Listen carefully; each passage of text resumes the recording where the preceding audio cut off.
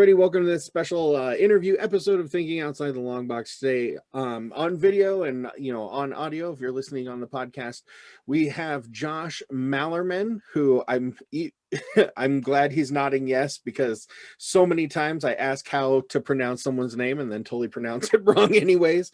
But he's the author of Black Mad Wheel and Bird Box, which was adapted for Netflix with Sandra Bullock. And today he is here to talk with us about his latest Goblin, which is a novel in 6 novellas, which is a pretty cool idea. So Josh, how are you today, man? I'm good. I'm great. Goblin has sort of a special place in my heart. And I think that what it is what you just said, the 6 novellas and that structure. I don't know why this format worked or works well with me, but it does. It's almost like rather than sustaining a singular narrative for 500 pages, I'm discovering that there's something really thrilling about interweaving 5 or so. It'd be similar to like if you're at a party. I think I'd rather have 5 interweaving conversations throughout the night, maybe even about the same subject, rather than one that went through the course of the whole evening. Right.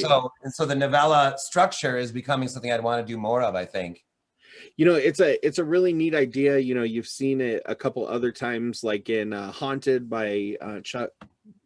Whose name and some other books like that, and it's always really cool because you can play with perspective and like tone, and you can have a humorous story and a terrifying story and like different characters, and they all merge together into this overarching theme. Dude, what you just said, I didn't mean to interrupt, but I'm really going to take that to heart, because what you just said, I think that's it, is that it's okay if you have a collection like that to not stay in the same mood or tone with each one. Meaning you could literally have, like you just said, in the middle of 5, 6 legitimately frightening stories, a funny one. Yeah. Or a real straight one, or a real one setting, nothing really happens plot-wise, but a lot is said or spoken. I think what you just said is the exact reason why I'm interested and why I like this, and I didn't realize that till you said it. Nice. Well, I'm glad I could help with that. It's one of those things. There's oh man, I forget the name of the comic book. Oh, American Vampire.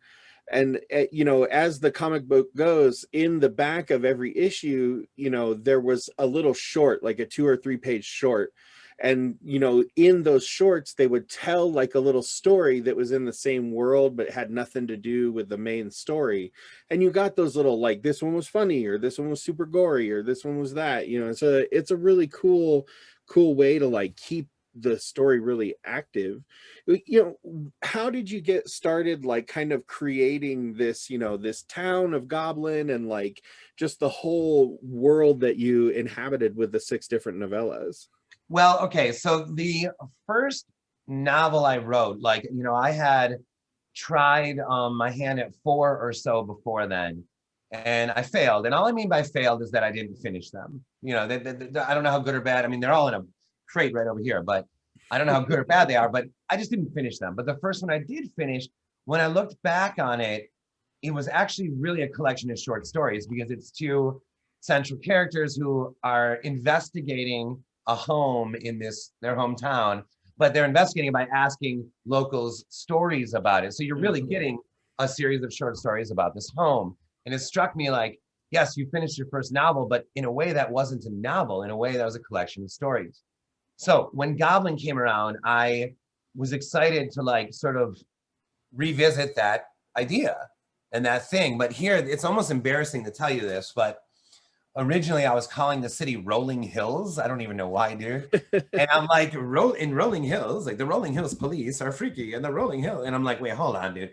This sounds like a suburb, or a subdivision, not even a suburb.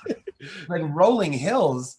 And I was talking to this girl, and she said the word Goblin in some context, I wish I could remember, like that guy's a goblin, something, where that word just leapt off the page, off the screen, off the speaker, illuminated, like, that's your city. And this was very early into, I think I was still writing The Delivery Driver. So this is way early into the writing of Goblin.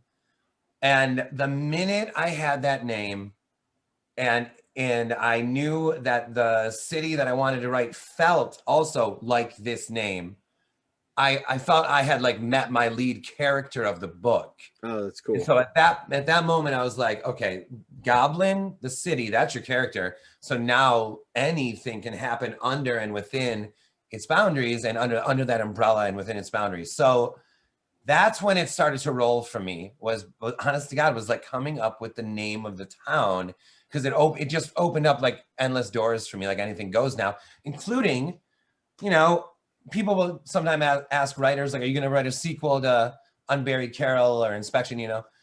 And I think with Goblin, like, I would love to revisit this place, Nice. because Goblin, the book, is one night, 6 novellas in one night. I mean, that's only 6 Gobliners, man. I mean, there's thousands of others. Like, let's go see what 6 other people are doing, you know? That's cool. So speaking of like the title of the book, so when Juan first sent me the email, I was like, holy shit, Goblin wants to talk to me. And I was thinking like Goblin, like the band, you know, with like Dario Argento and stuff. And then I read, you know, actually read the email, which, you know, definitely took me a couple of days to get to, because that's how I am. But and I was like, oh, well, this is also super, super cool. You know, as the author of Bird Box, like I listened to the audiobook, you know, Oh, awesome. and I also saw the movie on Netflix. And you know, I would be a little remiss if I didn't ask, you know, a little bit about that. Like, I've just always kind of wondered, where did the concept of like the creatures and like this sense that like when you see them, it like makes you snap, like where did that concept come from? So I was writing, people are starting to call me. I wonder if that thing happened, but I was Probably. I was writing a woman, just based on, honestly, like a still shot, if you can imagine. I mean, a book has to start somewhere, right? Right. And page 1 was a woman with 2 kids blindfolded in a rowboat. And I just knew, you know, it was autumn, it was cold, it was misty. That was enough for me. And I also knew they were fleeing something. I mean, this is page 1 again. Right. So, and I was like, what are they fleeing? What are they fleeing? And almost like a gift, like my memory gave me a gift where I recalled a moment in middle school, where the teacher told the class that a man or woman might go mad if they attempted to contemplate infinity, right? Mm-hmm. And, you know, in the class is going about their business, the teacher, and I'm like, wait a minute, hold on. I'm gonna raise my hand. Mr. Capico, so wait, attempting? Like even if you just try to imagine where space ends, you could go crazy. And very seriously, he's like, oh yes, it could drive you insane. And I was like, so that night, Then you couldn't stop thinking about it. could not, dude. Yeah. Could not stop thinking about it. So my mom and dad are getting ready for dinner. This is back when they were married, and my brothers are getting ready for dinner. I'm just sitting. I remember the hall must have had carpeting, because I was like sitting on carpeting, like against the wall, just like, don't think where space ends. Don't think where time begins. Don't think beyond like numbers. And, you know, I'm like 13, but it was chilling, that idea, that a concept that could render us insane. So I thought, what if the front door, you know, there's a knock at the door, and you open the door and infinity personified was standing there, like an entity that you literally could not understand, that would drive you mad because your brain is trying to assimilate the figure, the creature, the silhouette, whatever the hell it is that is standing before you. Maybe it's on the porch swing. Maybe it's at the foot of the deck stairs, maybe porch stairs. Maybe it's in its car. I don't know. But that idea was enough for me to be like, that's what they're fleeing. And so I'm on like page 1, day 1. And I just kind of leaned back in the chair and I thought about that day in middle school. And it was, like I said, it was almost like a gift. Like my memory was like, pushed it forward. It's like, use this one, man. And then the book just exploded from there. Exploded. It's one of the best like artistic experiences of my life. I wrote, are you familiar with word count and what you do? Like, yeah. You pay attention to that shit? I actually wrote a book one time. It was not good, but it happened. Oh, so. But you did? Okay. Oh, yeah. Awesome. First of all, that's awesome. Second of all, it was 4,300 words a day. Whoa, just man. on fire, man. Like Yeah. couldn't stop. I wasn't like, not that I'm a drunk or something, but I wasn't drinking at night. I wasn't, oh, hello, Right. you. I wasn't like Yeah, drinking at night. that's the kid. Hey, how are you? Good. What's up? Good. Um, No, go ask mom. go ask mom. I'll write it down. This is the Zoom era. Yeah. No, she comes down to like almost every interview. So sorry about Cool. that. Cool. So yeah, I was like, it was very disciplined. I woke up at like 7 a.m. I was writing by 8, done by noon.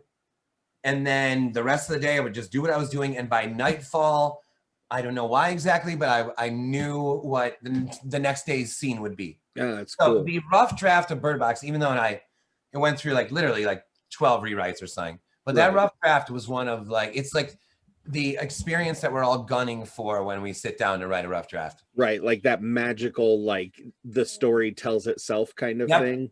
That's Yeah. awesome. So you know, obviously, like you got tons of recognition for Bird Box, and you probably have a million people asking you questions about all of that stuff.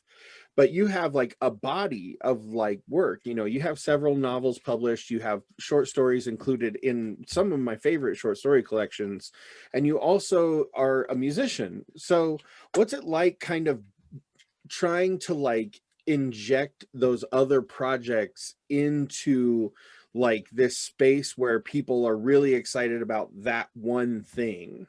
Well, I mean, for me, like, how do I explain this? Like, I didn't get a book deal until I was like 30. I want to make sure I get this right. It was 9. Yeah, I was 36 Okay. when I got a book deal. The book didn't come out till I was 38. I'm 45 now. So my point is, if Bird Box and the success of that had happened when I was like 21, I could see myself like sort of, you know, oh, I'm made of more than this or something, or there's more to me or something. But instead, I'm just so freaking grateful it's happened at all, dude. Like at all, that you want to talk about Bird Box? Let's roll. I don't care. Like, That's awesome. like what am I? You know, I remember seeing concert footage of Radiohead Tom York intentionally singing "Creep" poorly because he was like sick of playing the hit, you know, and they fancied themselves, and they were right, to be much more than a hit, this one hit, right? But there is another side of me that's like, I gotta tell you guys, man, if a stadium was begging for "Creep," I'd sing it right for them, because right. I'm just like grateful this happened at all. So what do I think? I think in the you know, hopefully decades from now, when this career ends for whatever reason, I would like to think that by then there would be like a body of work, and Bird Box maybe stands out, maybe it doesn't, whatever. In the meantime, that's what someone wants to talk about it. That's what someone wants to talk about. Let's do it. It's done wonders for me, and I love, like I said, I loved the experience of it. I loved the film side experience of it. So to me, it's like, yeah, let's go. That's awesome. So, you know, you get to, I assume because you know, you write horror stuff. So I assume you grew up, you know, reading Stephen King, reading Clive Barker, because we're about the same age. I'm about to be 43. So, you Yeah. know, so you probably are very familiar with a lot of the same books I am and stuff. And I see, you know, the blurbs on the back of your books from like people that I hero worship, like as a teenager. Is that like a super bizarre experience to have somebody like Stephen King or Clive Barker be like, this book's great? Yeah, well, I haven't. So Stephen King hasn't, not that I know of, read one or blurbed or posted. He wrote about the movie Bird Box, but Clive Barker, dude, read and blurbed Goblin, and Peter Straub read and blurbed Bird Box, and yeah, it's really, it's almost difficult to explain the feeling of that one. It's like, talk about surreal. That's more surreal than the movie being made. That's more surreal.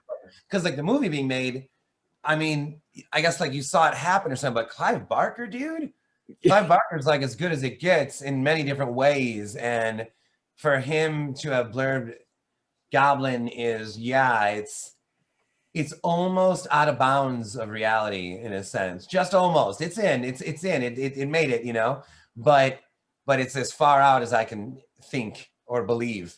Yeah, I've just always like I've always kind of wondered what it'd be like to be recognized by like somebody that, is not just really well respected, but like super, super famous, and that's just got to be a crazy cool moment. Like Well, another moment that was similar, obviously, was when I got news that Sandra Bullock would be playing Mallory.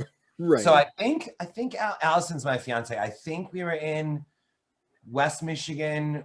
That might have been when we heard about John Malkovich. I don't know. But when I heard about Sandra Bullock, I mean, like I had my own idea of Mallory up to then. And I hear on the phone that she's signed on to play Mallory. It took all of 2 seconds for me to forever now see her as Sandra Bullock. I was like, Right. God, this is the greatest thing I've ever heard in my life. She's sort of like our generation's like Audrey Hepburn or something, Right. And so I was like, talk about surreal. That was just I would have then such I a met hard her. I would have such a hard time not telling a speed joke if I met her. Like, please don't let this bus slow down. Dude, she was the funny one. Yeah. Yeah, so this is incredible, really fast.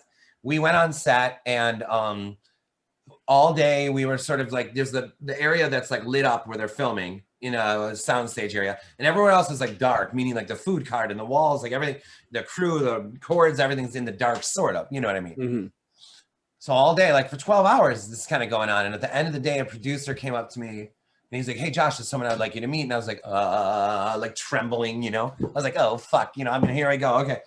And he walks me through the crowd, over the cords, through the crew, under those lights where Sandra Bullock is wearing the costume and makeup of Mallory, and everyone else just sort of like steps back into those shadows. So I literally met her under the bright lights.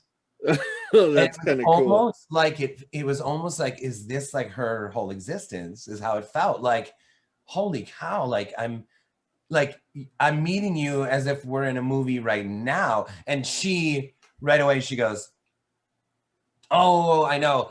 We took your vision and ruined everything, didn't we?" And I'm like, "No." And then she's like, "You hate everything we're doing right now, right?" I'm like, "No." And then like I realized that she was like screwing with me. That's And she was awesome. like, I was like, "Oh man, this woman's funny." And it was a good moment. And I was so kind of rattled, as you can imagine, that I remembered at the buzzer to introduce Allison. Like at the buzzer, like Allison, we live in Michigan, fly out to LA, we're on this set. And at the very last second, I was like, "Oh, wait. This is my fiance, Allison." And this day, I'm like, yes. She probably never would have forgiven you. Yeah, that just would have been like, oh my God, And at the buzzer, I remembered to do it. I was proud of that. That's awesome.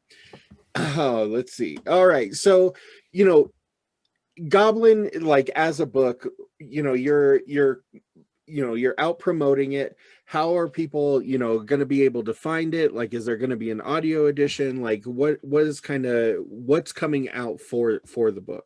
The whole works. It'll be in a hardcover, audio, ebook. I'm still hoping and trying to make some sort of theatrical sort of video for it because typically when books come out, we do theatrical readings, Hmm. and I want to like present something fun to post along with it. I don't know what that means yet, and I have a little time. I do have a little time, like 4 weeks to. Oh well, I don't know when you're airing this, so Right. you may have to edit that out. No, Um, it won't matter. I don't know when it's coming out either. okay. So to me, it's like to present it because I understand we're not quite there yet with like big gatherings and stuff like that. Even like 50 people, that sounds a little crazy right now. So I'm gonna try to do something, but it'll be everywhere. It'll be in bookstores, definitely in the horror sections of any stores that have those sections. And in terms of me, I'm just Josh Malerman on everything. Malerman, like that, Instagram, Facebook, everything. Even my website is just joshmalerman.com because I just think there isn't someone else with that exact name. Probably. Yeah, so I'm easy to find, and the book is probably even easier to find than I am. So That's awesome. Well, Josh, as we're wrapping up, I just want to thank you again for being on the show. Like, I'm a really big fan of your books. Like, I've read, but listened to Bird Box and oh man, I always say this wrong because I always want to just call it Black Mad Max. Black Mad Wheel and of course Mallory. So, you know, it's good stuff, man. You write really evocative horror, and that's like my jam completely. So Man, thanks for writing good books, man. man, thank you. How good is the first of all, I love Cassandra Campbell, who did Bird Box and Mallory, but the dude that did Black Mad Wheel, that's one of the cases where I listened to that audiobook, and my brother agrees with me. The audiobook's better than the book. Like, Yeah, he did it exact like he did it, man. yeah, And it was super good. super good. It just has like a rhythm and like a soul to him, where it's like, if I read that, it would have been like, and then but this guy was like super smooth, and I was like, dude, you just brought that to another level. Yeah. Like, it reminded me of like the skill level that Neil Gaiman did his Norse mythology reading. Like, Ooh, it I was need to hear that. it's so good. You're just like, the whole time it's like Neil Gaiman's just telling you a story. Like, that's how it Yeah. feels. And like this felt really good, man. It's good stuff. I really like your books though. Like, Thank you. I don't get to sit and actually read as much, so I don't know about your grammar, but no, just kidding. But man, thanks again for being on the show. Like, I really look forward to reading Goblin, and of course, like, you know, anything else that you're coming out with in the future. So Thank you. I am entirely grateful that you had me on, and good luck to you and what you're doing. And yeah, man, thank you. Right on. More horror, more oh yeah. horror. Over and over, more and more. I Yeah. subscribe to Shudder. That's how much of a horror nerd I Oh am. yeah, me So, too. I watched yeah. the Pizza Awards last night or 2 nights ago. Yeah. Yeah, I Like, that's watched how like, busy I I am. watched Mother's Day on Friday with Joe Bob Briggs. Man, Oh, that movie's right? fucked up. Like, I gotta watch that one. yeah, you Yeah. watch it and you'll just be like, "Ooh, yeah, I feel really uncomfortable right now." That was a good one.